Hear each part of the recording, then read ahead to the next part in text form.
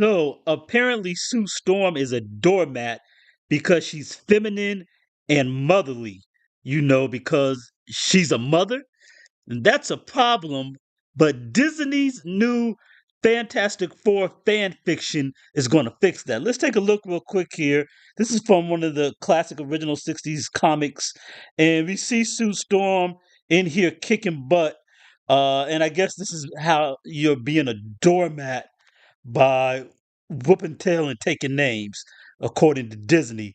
This is problematic and it must be fixed. Well, luckily we have Bob Iger, Kevin Feige, and Vanessa Kirby here to save the day. We've got this article coming in from The Wrap. Joseph Quinn and Vanessa Kirby reveal how they updated their Fantastic Four characters from previous iterations. Now we're going to get us a strong, independent uh, Invisible Woman. Let's check out what the article has to say there about, and we'll also hear what we're going to get in our new Johnny Storm. So we have here it talks about meanwhile Kirby took on the Invisible Woman, and she went into it looking to figure out how to make her feel like less of a doormat. All right, and this is a quote from Kirby, starting with this part. Quote, if you played an exact 60s Sue Storm today, everyone would think she was a bit of a doormat, Kirby said. So figuring out how to capture the essence of what she represented to each generation, where the gender politics were different, and embodied that today was one of the greatest joys of this.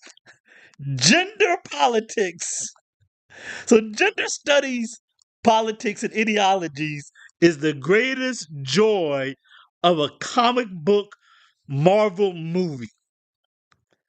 We thought maybe Disney had turned a corner, that Bob Iger had figured out that you got to stop shoving this stuff in people's face and make these products about what they're inherently have always been about for the fans who want to see that, or else you get the results of the movie Snow White. But nope, here they come again. Basically, what she's saying, let's read some more. Um, it says the Fantastic Four first steps at the first crack at adapting Marvel's first family. Here goes another article from Collider. I was obsessed with that. Vanessa Kirby hints at a potential villain era for Sue Storm. Vanessa Kirby talking says, quote, Matt and I were really aware that there hasn't really been a mother with a baby in these superhero archetypes women have been getting. One of the things I love most from Sue's history is when she becomes Malice and all her dark stuff comes out. I was obsessed with the chapter of her life, so I wanted to make sure that there were tones of malice in there with her, that she wasn't just the stereotype of a goody sweet mother.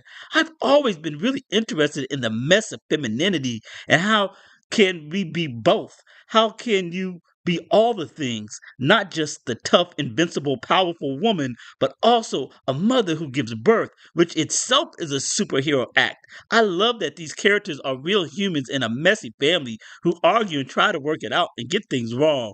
So she doesn't want to be a sweet, a stereotype of a goody, sweet mother.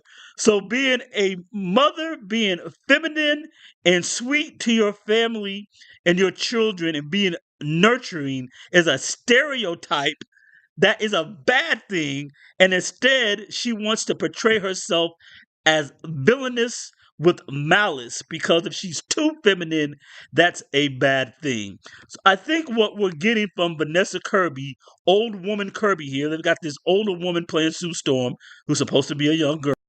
Sue Storm has always been a young woman in her early 20s. Vanessa Kirby is 37 years old and evidently so. What we have her here saying against the movie, against the about the movie and about the original Sue Storm and the Fantastic Four being placed in the '60s, and about the characterizations of Sue Storm being female and being a feminine mother, and she's basically saying that. The Fantastic Four originally came out in the 1960s, and evidently so. And she's not going to be saved by a prince, and she's not going to be dreaming of true love with Reed Richards. She's going to be dreaming of the being the powerful leader she knows that she can be if she's fearless, fair, brave, and true.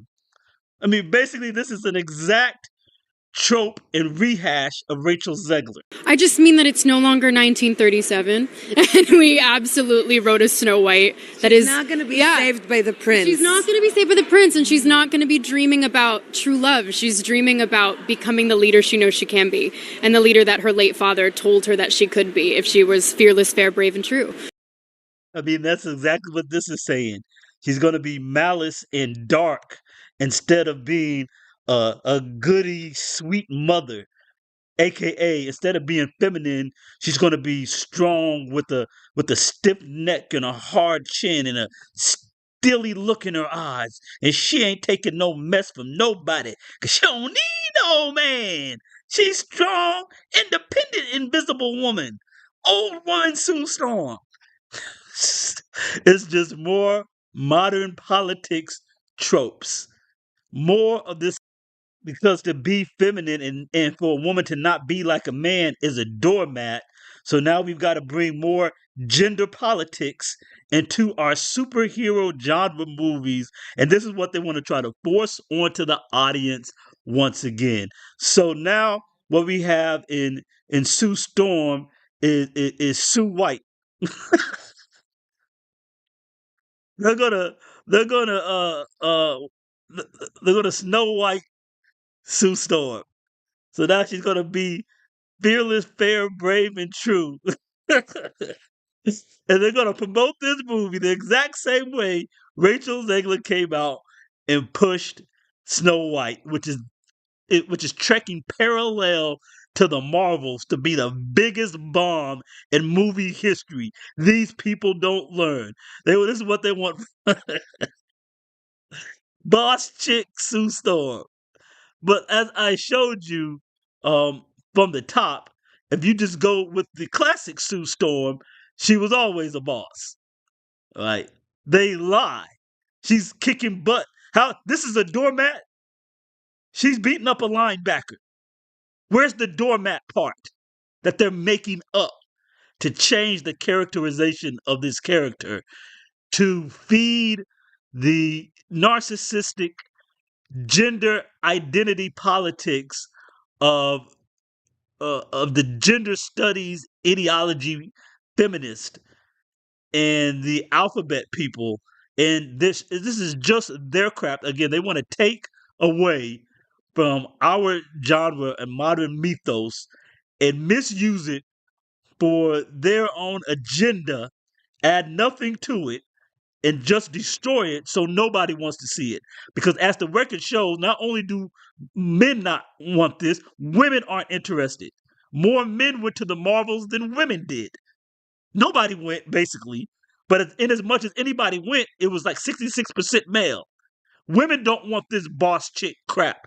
Women don't want to see stilly chin women with no character arc. Speaking of no character arcs, the guy who's playing Johnny Storm, he and Kevin Feige were speaking about previous iterations of him and where we are culturally. He was branded as this womanizing, devil may care guy, but is that sexy these days? I don't think so. This version of Johnny is less callous with the women, with other people's feelings. So now we got soy boy, simped out beta Johnny Storm, because having a character arc where a guy starts off as a womanizer and maybe learns something about himself along the way in the movie, you can't have that. He's got to start off as this perfect guy who wants to braid his woman's hair while he tells her what a powerful, empowered woman she is. I mean, it's all just a joke. You're going to have a simp Johnny Storm and menopause Sue Storm. We're not here for this crap. Nobody wants this. Another Marvel flop, another Disney flop on the way. More Snow White.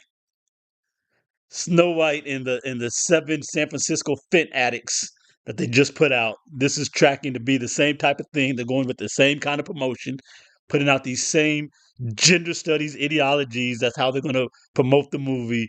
It's just a bunch of nonsense, and nobody wants it. Nobody. But what we do want is for you to like and subscribe. Please interact with this video. Help me through the algorithm. Like, subscribe, notification bell. I really appreciate it. I'm Yobachi 2007 with Men's Mind State and Cultural Reviews, and we're out.